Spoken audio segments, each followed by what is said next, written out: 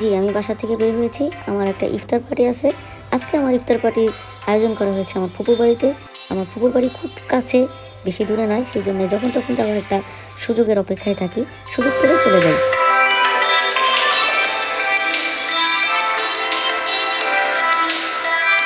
তুমি যে জায়গায় বইসা আছো যদি পইড়া যাও, পড়বা না তো?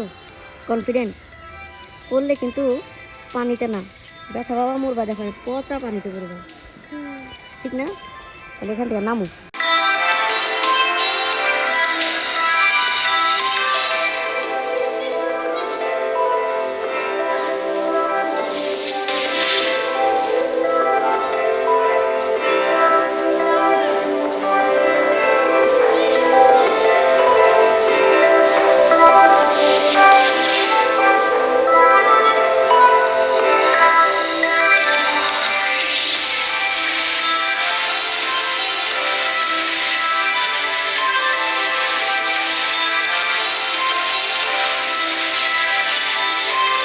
রাস্তায় জোজোকে দেখে আসলাম, তাকে বিদায় জানিয়ে আসলাম। এসে দেখি আমার ফুপুর বিড়াল গুড্ডু সে খাটে বসে আমাকে সম্বর্ধনা জানাচ্ছে। এদিকে আমার গ্লাসের শরবতগুলো সুন্দর করে পড়ছে দেখে একদম পিপাসার্ত হৃদয় শান্ত হয়ে গেল। অনেক আয়োজন করেছে সে, বরাবরই সবকিছুর অনেক আয়োজন করে। আমি একটা তার ভাতিজি, আমি গেলেও সে অনেক কিছু আয়োজন করে। আর অন্য দূরের মানুষের কথা, মেহমানের কথা তো আপনি বাদই দিলাম, সবার জন্য সে অনেক কিছু করে, চেষ্টা করে, তার সামর্থ্য অনুযায়ী সে চেষ্টা করে। তার বাসায় যেটা আমিও কমফোর্টেবল ফিল করি, তার হাতের রান্না, তার হাতের ইফতার খেতে আমি খুব পছন্দ করি। সেজন্য সে সচরাচর আমাকে যখন তখন ডাকে। সেজন্য আপনারা মাঝে মাঝে আমার ভিডিওতে দেখতে পান যে আমার ফুপুর বাসায় আমি এটা খাচ্ছি ওটা খাচ্ছি। অনেকে আমাকে কমেন্টস করেন, অনেকে ভালোবাসেন এই খাওয়া দেখলে, এই ফুপুর বাসায় যাওয়া দেখলে। আসলে কি, তা ফুপুরা অন্যরকম একটা বিষয় বস্তু।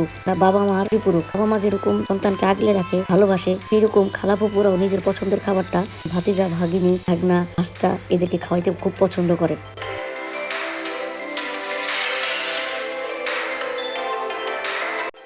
ইফতার তো ইফতারই হয়, তারপরও এই ইফতারের জন্য সারাদিন রোজা রেখে এত কিছু আয়োজন করাটাও কিন্তু একটা দুর্বোধ্য বিষয়। সবসময় সেগুলো করাটাও কঠিন হয়ে যায়। আর এখন রোজার শেষের দিকে এগুলো আয়োজন করাটাও একটা টাফ। দেখেন আমার ফুফাতো বোন এবং আমার ফুপু মিলে এত কিছু আয়োজন করেছে। একটা প্লেটে শুধু একটা দুইটা ইফতার না, অনেক রকমের আইটেম তারা এখানে করেছে। ইফতারের আগে আমরা মোনাজাত ধরে নিয়েছিলাম। দেখেন আমার ফুপুর বিড়ালটা দেখেন আমাদের মতো করে ইফতার খাওয়ার জন্য ওয়েট করতেছে, একবারে মানুষের মতো। আসলে আদর ভালোবাসা দিয়ে যদি আপনি পশু পাখিকে পালন করেন, আপনি যদি তাদেরকে আপনার মতো করে রাখার চেষ্টা করেন, দেখবেন আপনার মতো করে সে থাকার চেষ্টা করতেছে। দেখেন ইফতারের জন্য ওয়েট করতেছে। তারপর আমার ফুপু তাকে আলাদা একটা বাটিতে যা খাচ্ছিলাম আমরা, ওকে যেটা দেওয়া যায় এটা দিলেন। কথা হচ্ছে ও নিজেকে আমাদের মতোই মানুষ মনে করে। কারণ হচ্ছে ও আমাদের মতো করেই, আমাদের ভাবনার মতো করেই ও চলে। সেজন্য ও ভাবতেছে আমরা খাচ্ছি, ওকেও খেতে হবে। আমার বাসায় অনেকগুলা বিড়াল, আমার বাসার বিড়ালগুলোও এই ধরনের কাজ করে থাকে। তো সচরাচর মুখ দিয়ে বসে না, বাট ও মনে করে যে ওরা খাচ্ছে, আমাদেরও এখন খাওয়ার সময়, আশেপাশে বসে থাকবে। আমার ভিডিও যারা রেগুলার দেখেন, দেখবেন যে আমার বাচ্চা কাচ্চাগুলোও এই ধরনের কাজে লিপ্ত থাকে প্রায়শই। জি, আমাদের ইফতার করা শেষ। ইফতারের পরে যে চা হবে না তা কি হয়? আর গেছি ফুপুর বাসায়, ফুফাতো বোনের সঙ্গে এই দুধ চায়ের আড্ডাটা আমার খুব ভালো জমে। সেজন্য সে চা বানিয়ে নিয়ে আসছে।